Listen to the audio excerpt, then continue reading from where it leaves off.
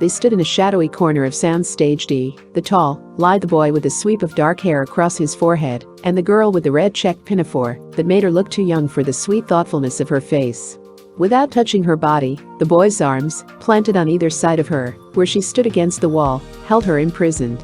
"Jeannie," he dropped his head to search the heart-shaped face raised to his. When words finally broke through the dam of his emotions, his voice was almost rough. "I can't take it like this." "Like what?" Her voice was teasing, but the brown eyes were two velvet saucers. "Seeing you every day but never touching you, unless it's in a scene. You're like something far away and precious. But a guy just can't." Her glance flicked to the strong arms pinioning her against the wall. "I'm not far away now, Peter," she said softly. For a split second his eyes stalked her face hungrily for the answer. Then without moving his arms from their guard he bent swiftly and laid his mouth on hers. Presently he pulled away. "Okay?" he asked hesitantly. "What's okay?" she coaxed, her voice warm with his kiss. "If I love you, Goose. That's what I've been waiting for, darling," she breathed. "Jeannie." Only then did his arms abandon their guard and wrap her close to him. And time for both of them was immeasurable. The stage door flew open with authority as Rosie Holmes, Jeannie's mother, walked onto the set. It was as if the entire crew straightened their ties and their shoulders. Rosie wore a beige suit, high-heeled alligator slippers and a mink jacket flung across her shoulders. She looked much more like a film star than did Jeannie, the studio's biggest bet in mourning for Margie. Rosie was treated more like one too. She was, after all, the power behind the diminutive throne. Even in the remote corner of the stage, where Jeannie and Peter stood together telling each other of their love, Rosie's presence could be felt. "Mother's here," Jeannie whispered, drawing away from Peter's embrace. "What's that got to do with us?" Peter asked. The word that formed on Jeannie's lips was everything. But she did not say it aloud. "So long," she whispered as she ran to her mother. Rosie's eyes had not missed the shadowy figures on the far side of the sound stage. Smiling for the benefit of the crew, she manipulated Jeannie into her portable dressing room and closed the door. "What's all this about you and that little whippersnapper, Peter Blake?" she demanded. The soft patina of first love still glazed Jeannie's eyes, but her young lips tightened under her makeup. How had her mother found out about her and Peter so soon? "Jeannie," Rosie went on, "if you persist in this mad infatuation you will ruin my life. I've sacrificed for you for years, been through untold hardships, so you might have a career. And now, well, I won't stand by, Jeannie, and watch you risk it all for a silly boy." Jeannie knew the hardships Rosie had suffered. She remembered the miserable vaudeville circuits they had played, the tin hotels they had slept in. For years little Jeannie had lisped out songs when she should have been in school. There were hundreds of Elks, Iofs, Eastern stars and woodmen of the world who had paid to hear her sing and see her dance at benefits. Jeannie, however, never had asked to do this work. She had done it only because she and Rosie had to have money, especially after that night so long ago in Fargo, North Dakota, when Dick Holmes, her father, had quietly disappeared. "Mother," Jeannie said earnestly, "I know how ambitious you are for me. But I'm in love with Peter, terribly in love with him." Rosie was about to give vent to what she would later call making Jeannie see reason, when there was a tap on the door. "We're ready, Jeannie," called the director. This is the trouble with Hollywood, Jeannie thought. This is why actors so often make messes of their lives. We're always too busy with our characters' problems to work out our own. There's never time for us and our lives. Never. She walked before the camera like the good trooper she was.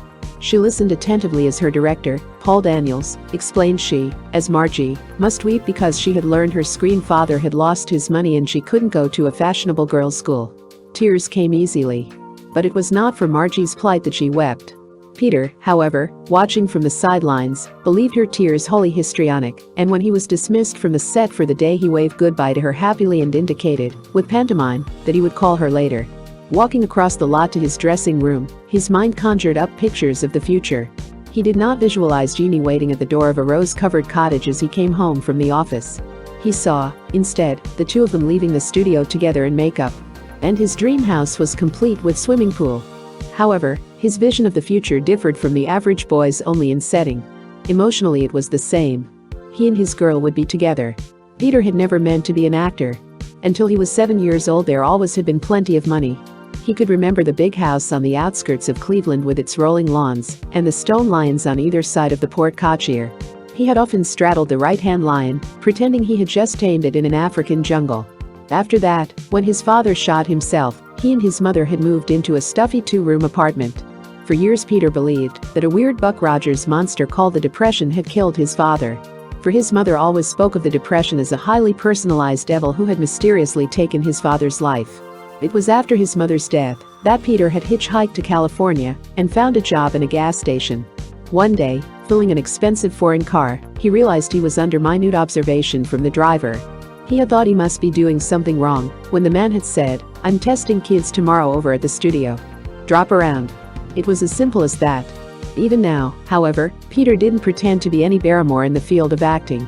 The wave of popularity he was enjoying was due to the fact that his nice young personality came through on the celluloid, that his charm, good looks and guileless way of playing scenes intrigued audiences. Peter had never before been in love. And he was so deeply in love that the next best thing to being near Jeannie was being alone with his thoughts about her. As he turned the corner of the studio street, Gloria Thornton was idling by the steps which led to the men's dressing rooms. Peter hoped she wouldn't stop him. He didn't feel like talking to Gloria or anyone else just then. He wanted to go right on thinking about Jeannie. The hard California sun turned Gloria's flaming hair to copper and accented the sharp and beautiful lines of her face. She was gorgeous, Peter admitted. Jeannie wasn't gorgeous. She was soft and warm and womanly. Peter was glad. Because Peter didn't greet Gloria gladly, she was certain he was depressed. She was the kind of girl who believed whenever a man looked at her, it was to admire her. There are girls like that in every town, of course. There are more of them in Hollywood. In her famous, soft purring tones, Gloria said, "I'm terribly sorry for you, Peter." Peter, on top of the world, could not believe he had heard right. So he smiled and continued up the steps. "Oh gee," Gloria said, detaining him, "did I spill the beans?" "What beans?" he asked. "Well, it's all over the lot," Gloria said defensively. "So you might as well hear it from me. The old goose who laid the golden egg heard you were nuts for baby." She dropped the story in the old man's lap, and the way I heard it, they both are agreed that with Jeannie playing mourning for Margie, and every kid in the country ready to shake his piggy bank to see it, it wouldn't be a good idea to let the great child star get involved in a romance. Rosie says leave it to her, she'll break it up. "Is that all?" Peter asked, relieved. "Is that all?" Gloria mimicked. "Brother, that's enough. Believe me, if that dame wants to break it up, she'll break it up." "You don't know Jeannie," said Peter. "Maybe not, but I know Rosie." Peter waved her off and bounded up the stairs to his dressing room. "When you find out how right I am," she called after him, "give me a ring. We'll dance and forget." Gloria loved to make trouble. She was a strange girl. From the time she has read her first movie magazine, she had known she would be a movie star. It was not that she wanted to be an actress. She did not have what a famous director once called the inside dynamo to drive her. All she wanted was beautiful clothes, gleaming jewels and admiration. Her father was a shadowy character who came in and out of her life without affecting it. Her mother had sold their house in Seattle to finance Gloria in Hollywood. Press agents made up a lot of stories about how Gloria got into pictures.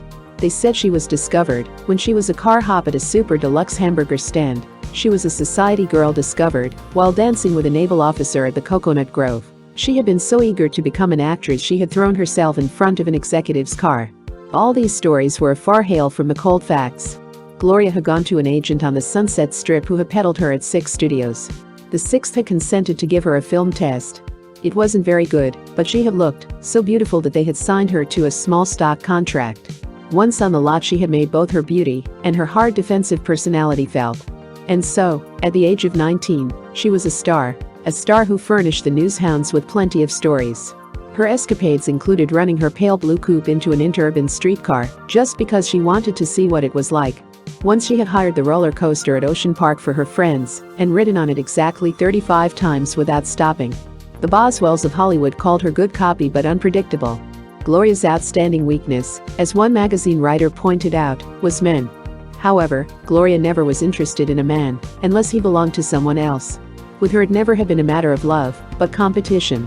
She had seen Peter Blake around the lot for a couple of years and thought of him only as a good-looking kid and not a very good actor. But the moment she heard that Jeannie Holmes was in love with him, he became irresistible. Which is why she called after him, "Don't forget to ring me up." Peter didn't answer. He was furious that a girl like Gloria could disturb him. Jeannie, he reasoned, was honest and true. She had said she loved him. Therefore nothing could come between them. However, the doubt Gloria had dropped into his mind lingered. He had to call Jeannie on the telephone. He had to hear her warm voice, her assurance that she loved him. The last thing in the world he was prepared to hear were the words that smote him over the wire. Jeannie's voice, tight, drained. "I'm sorry, Peter. It was a silly mistake. A girl who wants a career can't play at romance. Let's pretend, you and I, that this afternoon never happened." With ice water running through his veins, he hung up the phone, too hurt and bewildered to suspect that Jeannie's speech had originated with Rosie and been delivered as Rosie stood weeping beside her. Convinced those words had stemmed from Jeannie, he took Gloria up on her wheel dance and forget routine. They sailed out defiantly to Macambo, where Peter matched drink for drink with the more adept Gloria. As the evening wore on, he grew quite tight, and so thoroughly did he forget that he didn't even remember asking Gloria to marry him. But Gloria did. Always Hollywood is undefinable. Gossip, for instance, is filled with stories about the hard-hearted studio executive who will not let the sweet young couple get married. But D.P. Lawrence, the chief executive at the studio, was not hard-hearted at all. He was a sweet man who had attained eminence because, truly loving children, dogs and old people, he had bought and filmed a lot of stories about children, dogs and old people. And since 90% of the world's population loved children, dogs and old people, he had made a fortune. Also, D.P. was wise. He knew, in his smart showman soul, that a romancer marriage with Peter Blake would not hurt Jeannie Holmes' popularity one iota. Therefore, he only half listened, a trick he had mastered through the years, as Rosie, in her tense voice, said, "D.P., you've been like a father to Jeannie, and now you must do something to break up the silly infatuation." "Does Jeannie love Peter?" D.P. asked. "Love?" Rosie gave the most beautiful word in the English language, all the contempt she felt for it. What does a girl like Jeannie know about love? She might know quite a lot about it. "Don't talk like a character." Rosie was frantic. "You have everything to lose if Jeannie marries." D.P. shook his head. "Do you mean you have everything to lose, don't you, Rosie?" Had they continued their conversation, things might have worked out very differently. However, at the very moment Rosie entered D.P.'s office, a talent scout, Charlie Moses, 3,000 miles away, put through a call to D.P. The call reached the studio switchboard just as D.P. was going to tell Rosie that so far as he was concerned, Jeannie and Peter could marry with his blessing and a bonus. Instead, he picked up the telephone to hear Charlie Moses say, "Look, Mr. Lawrence, I caught Arizona last night. Yeah, it's a swell musical. There's a girl plays a bit in it, Marion Morgan, who's terrific. I think we better sign her fast." New and terrific youngsters always excited D.P. Lawrence. He nodded, smiling into the telephone. Rosie tiptoed out and paused in the outer office long enough to tell D.P.'s secretary that D.P. was opposed to Jeannie's and Peter's romance and determined to put a stop to it. That's how the story got all over the lot. The following weekend, Peter and Gloria were married at Las Vegas. Peter eloped because Gloria told him he had asked her to marry him, and he could not remember whether he had or not. Rosie had been on the set constantly, thus giving him no opportunity to talk to Jeannie. And he had convinced himself Jeannie had planned it this way. Gloria married Peter because eloping to Las Vegas was one of the few things she had not done. Jeannie read of their elopement in the Examiner on Monday morning as she was breakfasting alone. Jeannie forgot it was she who had hurt Peter. She knew nothing but her own hurt. Her resentment was defensive. She did not know that what she thought was an old thought. How could he fail for anyone so cheap and common as Gloria? Well, if that's the kind of man he is, then he's not the man I thought he was. She had to face him on the set, of course. There was no way out. So, with all the members of the cast and crew watching, she walked over to Peter, stuck out her little hand and said, "Congratulations, Peter. I hear she is a swell girl." This moment was immortalized by a picture which later appeared in a magazine bearing the caption, "Jeannie Holmes congratulates Peter Blake upon his marriage to the glamorous Gloria Thornton." The next day, Paul Daniels, Jeannie's director, sat in the projection room watching the rushes. He soon realized that Jeannie was not a mature enough actress to dam her own emotional turmoil while she lived Margie's childish problems. Her dramatic scenes weren't the simple innocent shots they should have been. Her personal suffering obliterated all else. Paul's face darkened. 33 years old and ambitious, he had come up in Hollywood the hard way, struggling with low-budget films and trying to give some validity to corny B pictures. Mourning for Margie was his first big assignment. He found Jeannie in her dressing room brushing the pigtail crimps out of her hair. "I've just seen the rushes," he said. A few weeks before she would have asked, eagerly, "How were they?" Now she sat brushing out her hair. "I was disappointed in them," Daniels went on. She let the brush fall to the floor. "Save it," she told him. "I've been hoping we would make a great picture together, Jeannie," he said. She cried tearfully. "Always the picture. I hate the picture." He let her emotions spend itself. Then he said, "No matter what happens to you personally, Jeannie, the show has to go on." You know that. I should, she said wearily. I've had it dinned into me ever since I was 3. He tried a new line. Okay, he said, you don't care whether the pictures lives or dies. But you can't let your troupe down, and you can't let DP Lawrence down, and you can't let me down. This picture means a lot to me, Jeannie. She smiled then, like the child she really was. I'm sorry, she said. I'll try harder. Good girl. He patted her shoulder. After the talent scout had talked to DP, he went backstage to see Marion Morgan. Here's your great chance, kid, he said. Then he repeated his conversation with the chief executive. Marion was ecstatic. This was, indeed, her great chance. Hollywood. All the while she was making her screen test in New York under the facile direction of the talent scout, she kept thinking this would show her father on the farm in Kansas that she had the stuff. This would make him eat those bitter words, no daughter of mine shall ever go to that hellhole of sin and iniquity. Her father, she reasoned, would sing a different tune when she was a great star.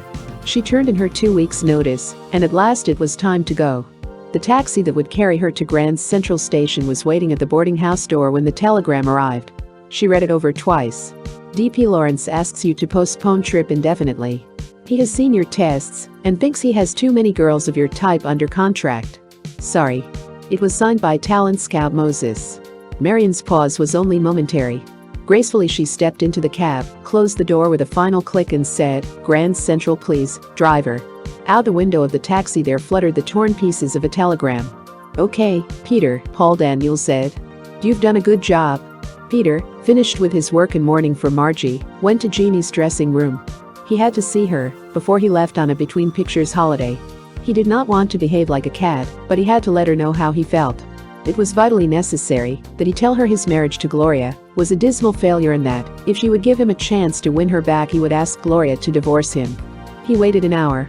Then Rosie arrived. Jeannie, she said, had gone home long ago. During the next several days Peter tried to get Jeannie on the telephone, to contact her through her hairdresser, to send her notes. But he never reached her. At last, filled with frustration and misery, he left for Palm Springs alone. He baked in the sun. He rode horseback across the desert. And 3 weeks later, when he returned to the Beverly Hills Hotel, where he and Gloria had taken a bungalow until, as Gloria told the press, we find our dream house, he felt no better. He found Gloria wearing a bathing suit in the exact color of her skin, sitting on the edge of the Beverly Hills pool. Did you have a nice time? She asked. Peter braced himself. He was ready to tell her that he had made a mistake, that his marriage to her had been a spite marriage, that even if Jeannie was not in love with him, he could not be married to anyone else. But Gloria handed him the movie gossip section of the Los Angeles Times, pointing to a particular item. Peter read, we thought that Jeannie Holmes was going to burn her fingers carrying the torch for Peter Blake. But that flame is out, apparently. The boy who doused the glim is none other than Jeannie's director, Paul Daniels. Magazines and newspapers featured pictures of Jeannie's engagement party, which followed this announcement by about 10 days. One shot showed Humphrey Bogart and Jeannie laughing together. She looked very happy indeed. She wasn't. Jeannie had allowed herself to become engaged to Paul Daniels because he was nice enough, and she was lonely and frightened and, in her perverse feminine way, convinced that Peter had done her a wrong. It never occurred to Jeannie that it was only partly because she was attractive that Paul made love to her, that his main urge was to make her a little happier so she would give a better performance in mourning for Margie. Rosie had raised no objections to this engagement. It was as if, having denied her daughter Peter's love, she had spent her fury, proved she was capable of guiding her star's destiny. Rosie arranged the party. But Jeannie gave it to show everyone how happy she was. Dorothy Lester, Jeannie's publicity girl, bought her dress at a most famous couturier's. Jeannie, however, gave her minute instructions as to the manner of dress. It must be low-cut with a bare midriff, much too sophisticated for her. The couturier, thinking Dorothy an obscure publicity woman buying the gown for herself, sold the same model to Gloria. Therefore, when the Peter Blakes arrived at the party, Jeannie and Gloria realized they were gowned identically. There was nothing to do but laugh about it, of course, and, later, pose for the photographers arm in arm. Peter did not laugh, however. As Rosie took Gloria into the house, Peter maneuvered Jeannie into the pergola. You shouldn't have bought that dress, he told her. I suppose you think it's a Gloria Thornton exclusive, Jeannie said bitterly. Peter shook his head. It's okay for Gloria, but you're not the type for it. The fine distinction evades me, said Jeannie, not realizing how young she sounded. But you're different, Peter protested. Don't you see, Jeannie, you're the simple type. I am indeed, she said. I don't want to quarrel with you, Jeannie, Peter begged. I want to tell you something. Yes? Her voice was icy. The Marines turned me down. For seconds Jeannie could not have managed a deep breath if her life had depended upon it.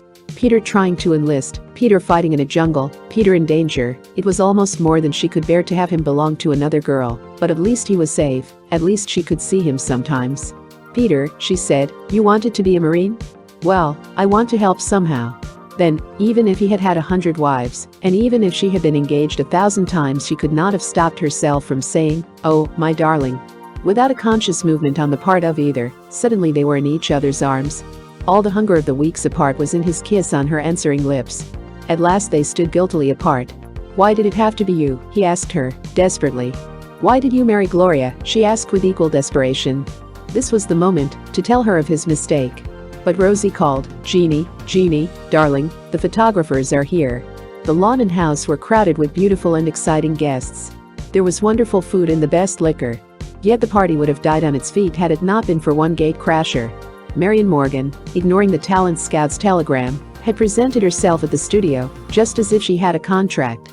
But studio gatemen are wise to bluff, and she had gotten exactly nowhere. To crash Jeannie's party she had spent her last money for an enchanting Adrian dress. It was when the party was at its lowest ebb that Marion, the only unimportant person there, corralled an impressive group into the living room and, picking out a musician at random, manipulated him to the piano. Then, elevating herself to the top of the piano, she said, my name's Morgan. If I didn't sit on a piano it would ruin a grand tradition. She sang all the hit tunes from Arizona and many nostalgic numbers. She was very pretty. Her hair was blonde and piled on top of her head, and her face had a freshly washed Kansas look. But it was her talent that held her famous audience spellbound. A lot of people asked, who is she? The most important person who asked it was D.P. Lawrence. Her pianist answered, she tells me Charlie Moses wanted you to sign her, but you thought you had too many girls her type. D.P. laughed. Don't tell anybody, he said, but I'm slipping. Upstairs in Jeannie's bedroom, Marion confessed to Jeannie that she had crashed the party. I'm glad you did, Jeannie laughed. You are wonderful. You can be a big star, if you want to be. If I want to be? Marion gave the line all her intensity. Why? Jeannie asked. Because, well, it's something I feel inside of me. She smiled. Why did you want to be? I didn't, Jeannie said. At the same time Paul Daniels and Gloria Thornton were in the pergola discussing Paul's next picture in which Gloria was to appear. I'm going to get a performance from you, if I have to beat it out of you, Paul told her. She laughed. Save the whips. For you I'll give the performance free. They were still talking as the party broke up. Rose hurried up to Jeannie, bidding her guests goodbye, and whispered, Paul and Gloria are in the pergola. Paul's kissing her. Goodbye, Jeannie was saying to Ann Sheridan. It was so nice to see you. Aren't you going to stop them? Rosie demanded. Goodbye, Jeannie said to the Jimmy Cagneys. You were sweet to come. Rosie went off, defeated. For the first time in her life she wondered what her child really felt or thought. In the hallway she met D.P. Lawrence. He asked her to tell Marion Morgan he would like to see her in his office the next morning. At 10 sharp Marion sat opposite D.P. in that strangely tentative way in which so many other girls had sat before him. I heard you sing at Jeannie's party, he began. I know, she smiled. I was singing for you. D.P. grinned. Other girls who talk like this. He was not impressed with Marion's line. But he was impressed with her talent. He leaned back in his big chair. Jeannie Holmes was the best little actress on this lot until she fell in love, he said. I'll never know why she allowed the boy to marry someone else, or why she's now engaged to someone else. However, in the process of all this, she has lost something on the screen. So, I'm going to put you in a picture I planned for her. Maybe this will bring her to her senses. Happy? Marion stood up. A muscle in her cheek twitched. Her hands shook. I won't be anybody's threat, she said, her voice tight. I won't be a second Jeannie Holmes or a second anybody else. I have what it takes. I'll do it on my own or not at all. D.P. let her leave the office. Then, laughing, he pulled down the key on the inter-office communication. You have Marion Morgan's address? Yes, Mr. Lawrence, said his secretary. Marion, in the ladies' room of the executive building, was being violently ill. Over in the makeup department Hazel was brushing Jeannie's long chestnut hair. Walter was painting a mouth over her lips. Watching all this was Dorothy Lester, the publicity girl. Make her glamorous, kids, she said. Now that she's a grown-up engaged girl her new portraits have to be glamorous. She spoke of Jeannie in that curious way publicity people have of speaking of stars, as if they were very rich, very powerful, very valuable imbeciles. Hazel handed Jeannie a mirror. "Look, Ducky, what Hazel dreamed up for you." There was a whirring noise inside Jeannie's head, and the room suddenly grew dark. "I can't look," she said, although she had not meant to speak at all. They laughed in that forced way studio workers laugh when they think a star has made a joke, but aren't quite sure. "Come along, Lambkin," Dorothy said. "We mustn't keep Kupperman waiting." "I'm not going to be photographed today," Jeannie said. "Don't you like your hair, Miss Holmes?" Hazel asked anxiously. "Something wrong with the makeup?" This from Walter. "Are you ill, dear?" Dorothy asked. Jeannie shook her head. "No, but I just can't be photographed." Dorothy's professional good nature was wearing thin. "Honey," she said, "you look glamorous, but you mustn't act it. You're Jeannie Holmes, Dorothy's old standby." Tears welled up in Jeannie's eyes. "Don't do that," Walter shouted, dabbing at her makeup with a tissue. Jeannie had hysterics. Tears streaked her makeup. Words came out of her mouth that she had not meant to utter. Her mind was a pit of darkness. The dictionary defines nervous breakdown as a condition of mental depression and unusual ineffectiveness. A famous psychiatrist once said, "It is a manifestation of the will to escape from circumstances too great to be borne." A minor death wish. Dorothy Lester dashed for the studio doctor, who gave Jeannie a hypo. She notified Jeannie's producer. She called the head of publicity, Lance Bradshaw, who got in touch with a little nursing home that had guarded stellar secrets before. She called a lot more important people whose lives and incomes would be enormously affected if Jeannie wasn't pulled together somehow. They all milled around and shouted and conferred as Jeannie went right on having hysterics. It did not, however, occur to Dorothy to call Jeannie's fiancé, Paul Daniels. Not that she could have reached him anyway. He was in his office rehearsing Gloria for the big scene of their next picture. And he had told his secretary that under no circumstances was he to be disturbed. "This will be a very emotional scene," he told Gloria. "I know you have emotion. I can tell, just by being around you." Gloria smiled. "We're going to town on this picture, you and I." By the time Dorothy Lester got Jeannie to the nursing home, the girl's hysteria had spent itself. "I'm sorry," she said, lying back in the clean bed. "I don't know what possessed me to act like that." "It's okay, honey," Dorothy said. Her professional manner was gone. In her heart now she had only pity for a bewildered girl who had somehow lost her way. "Isn't it funny," Jeannie asked, "all the fuss they make over me because my name is Jeannie Holmes? If I were just any girl with hysterics, my mother would have slapped my face and told me to behave." "Oh Lord," Dorothy moaned, "I forgot to call Rosie." The wild expression came back to Jeannie's eyes. "Don't, Dorothy, please." Her terror was so real that Dorothy glimpsed the truth. Somehow, she thought, Rosie is responsible for this. "Dorothy." "Yes, honey? Would it be bad if Peter came here?" Dorothy knew suddenly that Peter Blake could make Jeannie well. Yet she hesitated. Lance Bradshaw, her chief, would not approve of Peter's coming to the nursing home. It was a safe enough place, away from the prying eyes of the press and all that. But suppose somebody talked, and it got out that Gloria's husband had rushed to Jeannie's bedside. Dorothy engaged in a small war with herself. Then, bending swiftly over the pale girl in the white bed, she said, "I'll get Peter here. I promise." She did not, however, call Peter from the nursing home. At the corner drugstore she changed a quarter into nickels and called the Beverly Hills Hotel. Gloria's voice came on the wire. Dorothy spoke fast. "This is Dorothy Lester in publicity," she said. "We want Peter for some special art tomorrow. Do you know where he is?" "Yes," said Gloria, "I know where he is." "Could I speak to him?" Dorothy asked. Gloria laughed. "Not very well. The Marines may have turned him down. But the Army took him." Dorothy sucked in her breath. "He left a note," Gloria went on, "just like in the movies. Want to hear it?" Dorothy said, "Yes." "Dear Gloria, the Army took me. I'm glad. Peter. How can they untangle their mixed up lives? You'll see, next month." Photoplay magazine, March 1945.